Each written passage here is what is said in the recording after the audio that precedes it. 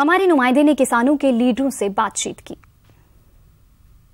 मांगे हमारे साथ कुछ लोग जुड़े हैं, किसान नेता हैं। आप ये बताइए कि क्या मांगे? सर्वप्रथम मांग ये है कि सरकार ने बोला था कि एमएसपी प्लस 50% उनको जो मुआवजा मिलना चाहिए, वो सर्वप्रथम मांग है।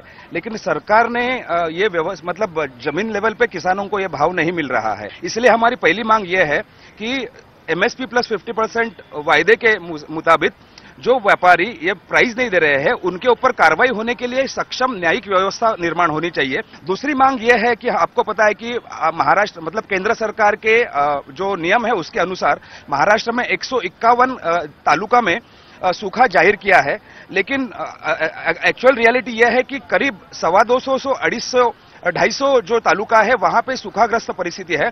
1972 में जो परिस्थिति थी उससे भी बुरी परिस्थिति इस वक्त है।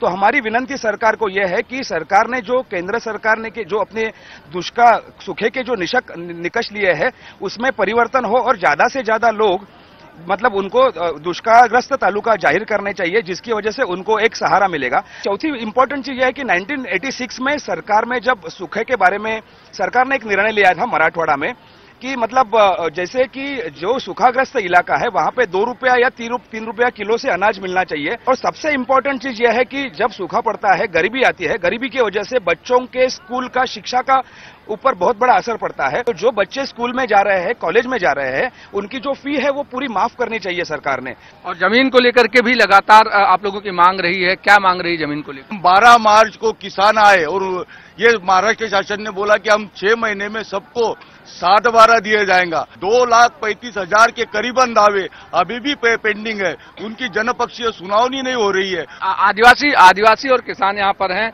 ये बताइए कि लगातार सरकार कह रही है कि हम आपकी मांगों को लेकर के पॉजिटिव हैं, हम काम कर रहे हैं, थोड़ा वक्त दिया जाए। नहीं, सरकार जो है बहुत झूठ बोलती है, केंद्र सरकार से लेकर राज्य सरकार तक। देखिए 6 महीने पहले मार्च महीने में जो किसानों का रैली आया था, नासिक से बंबई तक 200-250 किलोमीटर चले थे।